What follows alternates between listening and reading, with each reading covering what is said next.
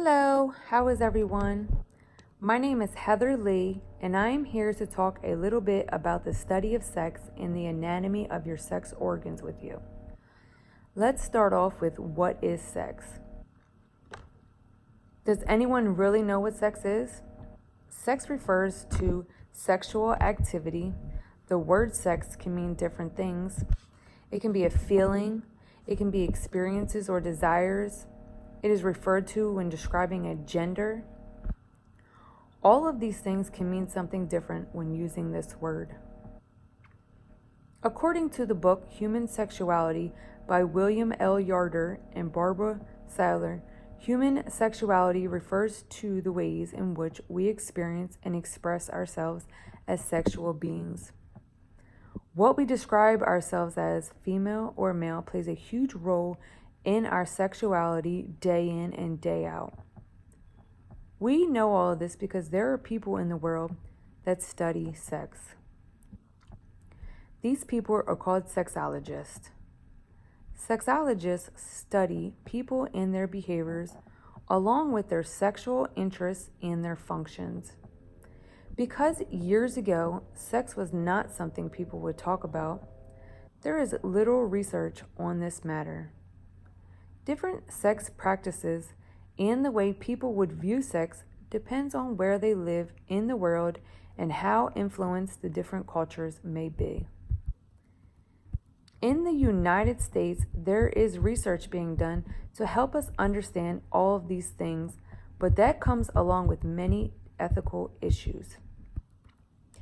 Because in many other fields of studies, you can practice what you're studying with animals or different objects, the study of sex is different because it would require humans having sexual intercourse and or being able to connect with people and participation with their sexual emotions.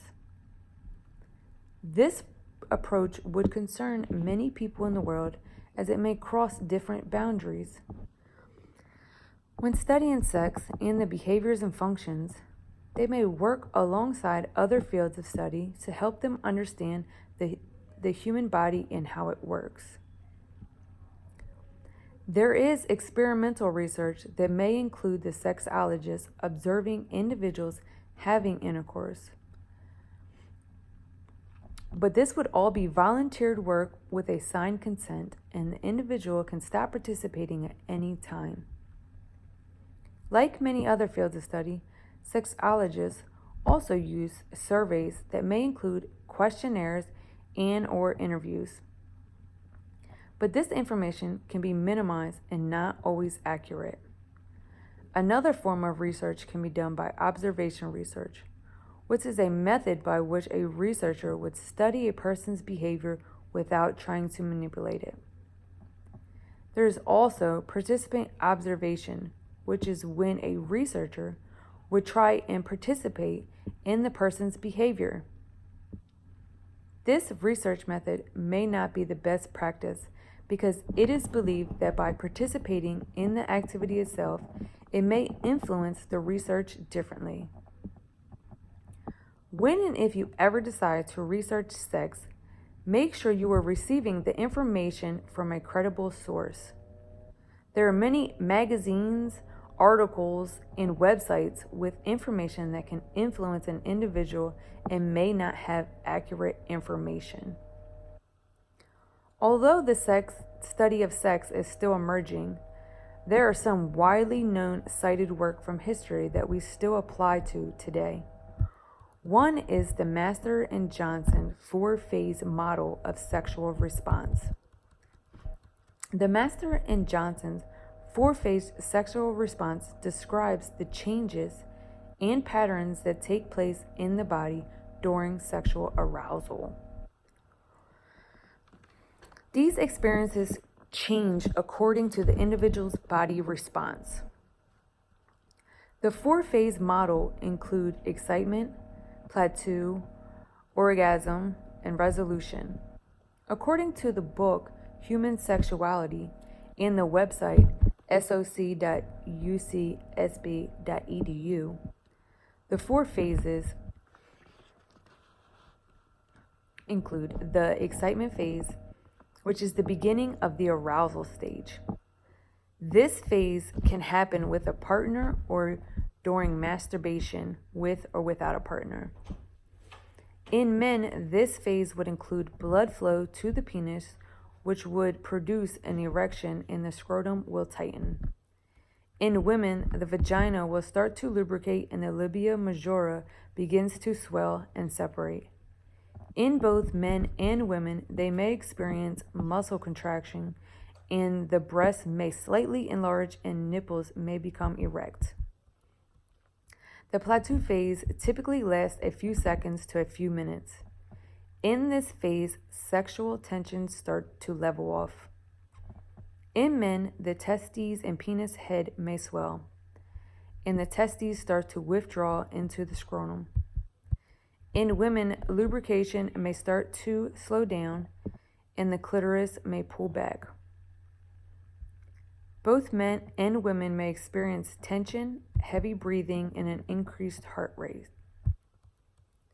In phase 3, the orgasm phase, this phase may resemble some of the other similar body reactions. The orgasm phase causes muscles to involuntarily contract. This may affect the whole body. In women, this definitely affects the uterus and outer vagina. In men, there are contractions that will carry out semen, ending with the explosion of ejaculation.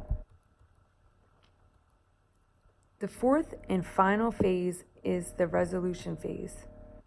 In this phase, the body will slowly return to its original unexcited state.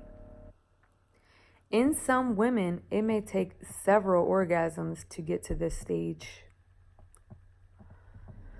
Although there can be many things that could affect this from being completely accurate, this is the model that can reflect most individuals and their sexual response. Now that we have educated ourselves on how the study of sex works, along with the body's natural response system to sex, let's learn a little bit about the anatomy of a female and male. I am providing you with information I have received from the book Human Sexuality by William L. Yarder and Barbara W. Said, along with information from medlineplus.gov. For men and women, sexual organs are called genitals. Genitals are sex organs that in many cases work together for sexual reproduction. Let's talk a little bit about the female sex organs. The vulva, mons pubis, clitoris, and the labia majora are all parts of the exterior structure of the female genitals. The vulva can come in many different shapes, colors, and sizes. The vulva is commonly mistaken for the vagina. The clitoris has many sensory nerves in it. Its main function is to help with arousal.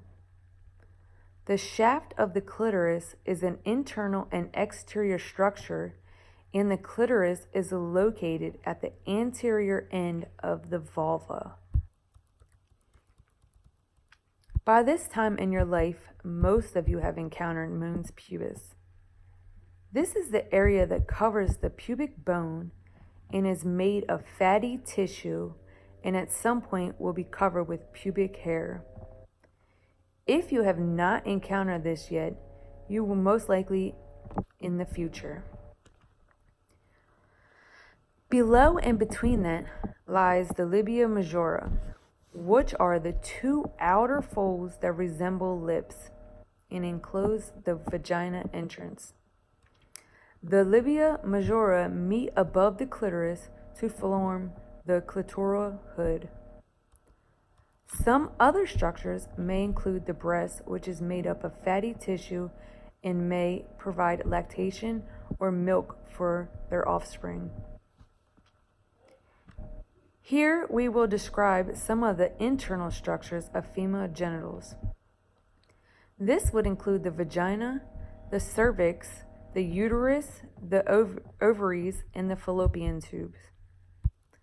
The vagina plays a significant role in the production of lubrication, which helps with reproduction and sexual excitement. This lubrication can also help prevent small tears in the vaginal walls when having intercourse, and is the birth canal for when an infant is born. The cervix is in the lower end of the uterus and allows blood to flow through during individual's menstrual cycle. The cervix also will help with the pass of a baby through the vagina. The ovaries are necessary for reproduction and are located on each side of the uterus. Every female's body is unique and plays a vital part in a woman's sexual health. The woman's sex organs make it possible to have a baby along with the production of hormones in the process of young girls maturing into women. Sex organs also make sex and sexual pleasures possible. Okay, so now that we have talked about women's sex organs, we have learned a lot about the internal and external functions of the female anatomy. What about the male anatomy? Although it may seem like a simple structure, all of these parts play an important role in the sexual activity in the reproductive system. Let's start with talking about the external structure of male sex organs. On the external structure of a male, this would include the penis and the scrotum. The penis has 3 parts to it. The root, which is attached to the penis at the pelvic cavity. The shaft, which is the body of the penis and hangs free. And the tip of the penis, which may be referred to as the head of the penis. This also has the gland penis and the urethral opening, which is the small hole at the tip of the penis. The urethral opening allows urine and semen to pass through. The scrotum is a pouch of skin that holds the testicles, and the scrotum plays an important role in the protection of the testes and protects the testes from temperature change. On the internal structure of the male's organs, you will find the testicles, the seminiferous tubules, the epididymis, the vas deferens, the ejaculatory ducts, the seminal vesicles, the prostate glands, and the Cowper's glands. I am sure most of you have heard about testicles. The testes play a huge role in the production of sperm and the production of hormones. These can also be referred to as the reproduction glands. Within the scrotum and on each testicle, there's tiny compressed tubes called seminiferous tubules. There are around 1,000 tubes in each testicle. Inside of these tubes are spermatogenesis, which is the production of sperm. The epididymis and the vas deferens work together to carry sperm from the testes to the urethral, and from there to the ejaculatory duct for the final ejaculation. Seminal vesicles also play a role in the process of ejaculation by providing some fluids that make some components of semen. The prostate gland is right in front of the rectum and produces 30 to 35% of fluid in the ejaculatory process of semen. The gland can cause many health concerns, relatively minor or pretty major health issues. Just below the prostate gland is the Cowper's gland. These glands are connected to the urethral by tiny ducts. These glands secrete a thick, clear mucus prior to ejaculation. This fluid may appear at the top of the penis, and it discharges an alkaline that helps to make the environment more hospitable. Although we talk about cowpers as if it is just a fluid, many of you may not know that this fluid is capable of carrying semen in it, and it can cause a woman to become pregnant even before ejaculation. Some other structures that can affect a male in the reproduction is testosterone. Testosterone is a steroid hormone made from cholesterol. This hormone may cause growth in the penis and other parts of the body. This may help start to show maturity. These are only a few structures of sex organs. There are many other major responses that could affect the body in its reaction to sexual activity. Whether you believe that intercourse is for sexual pleasure or for reproduction, make sure that you are taking care of your health and protecting yourself from harmful diseases and things that may affect your emotional and physical state. Thank you for letting me talk to you about and educate you on these different topics. I appreciate everybody. Thanks. Bye.